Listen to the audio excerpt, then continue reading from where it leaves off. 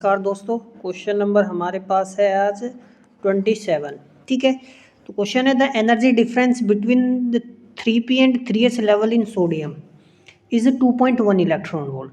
तो कह रहा है 3p लेवल और ये हो गया हमारे पास 3s लेवल सोडियम में। जो एनर्जी डिफरेंस है, ये जो हमारे पास एनर्जी डिफरेंस है, ठीक है ना, ये कितना दे रखा है हमें? 2.1 electron volt. Spin orbit coupling splits the 3p level.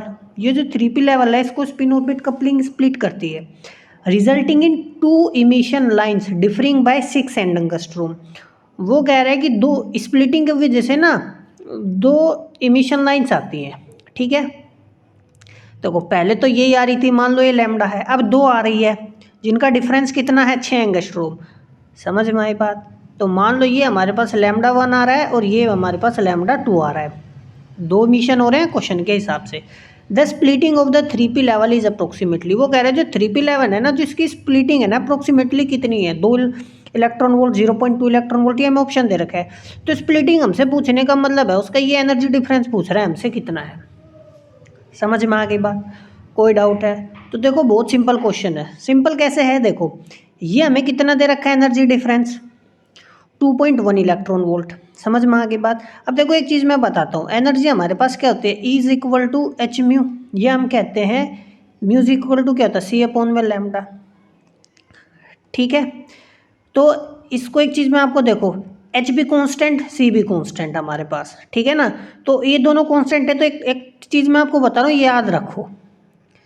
ठीक है ना, यदि हम वेवलेंथ को किस में ले? एंगस्ट्रोम में कंसीडर करें और एच सी को हम इलेक्ट्रॉन वोल्ट में कंसीडर करें, तो हमारे पास ये बन जाएगा। मैं देखो मैंने ना जो स्टैंडर्ड वैल्यूज होती हैं प्लैंक्स कांस्टेंट की और स्पीड ऑफ लाइट की, ठीक है ना, उसको रखा है, फिर उसको इलेक्ट्रॉन वोल्ट में कंसीडर किया है।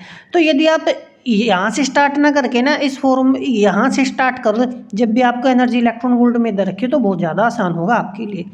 कोई डाउट है? समझ में आया? अब देखो हमें ये डिफरेंस कितना दे रखा है? 2.1 इलेक्ट्रॉन वोल्ट दे रखा है ना, तो एक्चुअली में ये एनर्जी कितना दे रखा है हमें? 2.1 इलेक्ट्रॉन वोल्ट दे रखा है एनर्जी डिफरेंस। तो जिससे हमें लैम्डा वेवलेंथ मिली है, तो मैं क्या लिखूंगा? 2.1 इलेक्ट्रॉन वोल्ट का एनर्जी डिफरेंस दे रखा है ना हमें। ठीक है ना, समझ में आया मैं क्या कह रहा हूँ? और जहाँ से लैम्डा लेंथ का एमिशन हुआ, जो ये मेरे पास किस में होगा? एंगस्ट्रोम में होगा। ये यहाँ से कट जाएगा, तो मेरे पास सीधा देखो किसका वैल्यू है अपॉन में 2.1।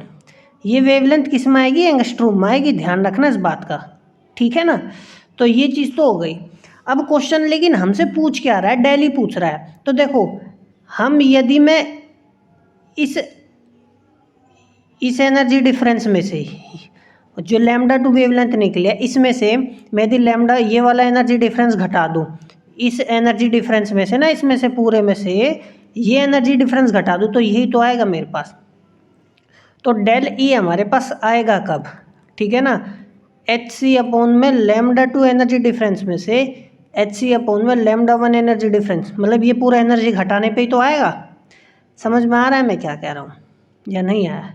ठीक है, यानी इस एनर्जी में से ये एनर्जी घटा देंगे तो हमारे पास ये आएगा।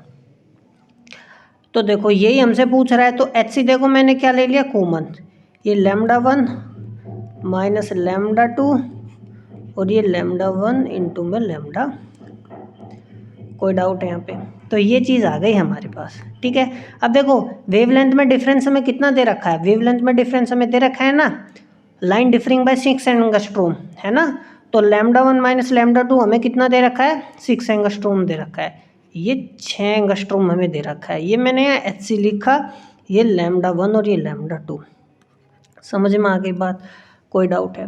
अब एक बात ध्यान से देखो, ये जो एनर्जी डिफरेंस है ना हमारे पास, देखो ये इलेक्ट्रॉन वोल्ट में होता है ना, तो बहुत ही कम होता है एक्चुअली में एनर्जी डिफरेंस है। 10 to the power minus 19, 10 to the power minus 20 के आसपास का एनर्जी डिफरेंस हमारे पास मिलता है ये। ठीक है, तो माइनस में 10 to the power minus something में है, तो ये बहुत ही कम होता है, जिसकी वजह से जो लैम्डा 1 लैम्डा 2 का डिफरेंस होता है ना वेवलेंथ में, वो बहुत ही कम आता है। तो जो लैम्डा 1 और लैम्डा 2 को हम अप्रोक्सीमेटली क्या लिख सकते हैं? लैम्डा स्क्वायर लिख सकते हैं। समझ में आया? स्पिन ऑर्बिट कपलिंग की वजह से जो ये एनर्जी में डिफरेंस आता है ना, जो स्पिन ऑर्बिट कपलिंग की वजह से, तो ये स्प्लिटिंग हुई है तो ये बहुत ही कम होती है, ठीक है, जिसकी वजह से मैं लैम्डा 1 और लैम्डा 2 को क्या लिख सकता हूँ, लैम्डा स्क्वायर। लैम्डा का वैल्यू हमने अप्रोक्सीमेटली निकाला है, लैम्डा का वैल्यू निकाला है ना। लैम्डा है क्या यहाँ पे, लैम्डा ये वाला है हमारे पास, ठीक है ना, कोई डाउट है, ठीक है। तो करते हैं, तो इस चीज़ को मैं क्या लिख सकता हूँ, लैम्डा का स्क्वायर लिख सकता हूँ, HC अपॉन में लैम्डा स्क्वायर और ये 6 एंगस्ट्रोम, ठीक है। अब गौर से आप देखो ना, यहाँ पे लैम्डा स्क्वायर का क्या रख देंगे, वैल्यू रख देंगे। तो ये HC अपॉन में 12400 इंटू 12400, देखो लैम्डा का वैल्यू हमारे पास क्या था, 12400 अपॉन में 2.1 एंगस्ट्रोम, यही तो था। तो उसका स्क्वायर हुआ है तो ये 2.1 ऊपर चला जाएगा, तो किसका स्क्वायर क्या होता है, 441, तो ये 4.41 आ जाएगा हमारे पास, ठीक है। यहाँ पे 6 है, ये आ गया हमारे पास इलेक्ट्रॉन वोल्ट में। देखो ये एंगस्ट्रोम था ना, नीचे कट जाएगा उससे वो, ठीक है। तो अब देखो ध्यान से, ये HC को एक्चुअली में है क्या, इस चीज़ को भी तो मैं इलेक्ट्रॉन वोल्ट में कंसीडर करूँगा। इलेक्ट्रॉन वोल्ट में मैं इसको क्या लिखता हूँ, 12400, मैंने बताया था आपको, ध्यान हो। और नीचे वेव देखो, ये एक्चुअली में हमारे पास 6 एंगस्ट्रोम ही तो है, ठीक है। जब स्क्वायर किया इस चीज़ का तो नीचे एंगस्ट्रोम इंटू में एंगस्ट्रोम, एंगस्ट्रोम स्क्वायर आ गया, तो एक से तो एक कट जाएगा, एक एंगस्ट्रोम नीचे बचेगा। तो HC अपॉन में एंगस्ट्रोम को जब हम करते हैं इलेक्ट्रॉन, मतलब इलेक्ट्रॉन वोल्ट में करेंगे तो इसको 12400 लिखते हैं, मैंने आपको बताया था। ये आसान तरीका है करने का, ठीक है, कोई दिक्कत है। अच्छा अब देखो इसकी मल्टीप्लाई में करो, 6 6 चौक 24, 6 चौक 24 और ये 26, ये आ गया मेरे पास। अब देखो ध्यान से, कुछ नहीं है, बहुत ज़्यादा सिंपल है, ये दोनों कट गए, ये मेरा इलेक्ट्रॉन वोल्ट में बचेगा।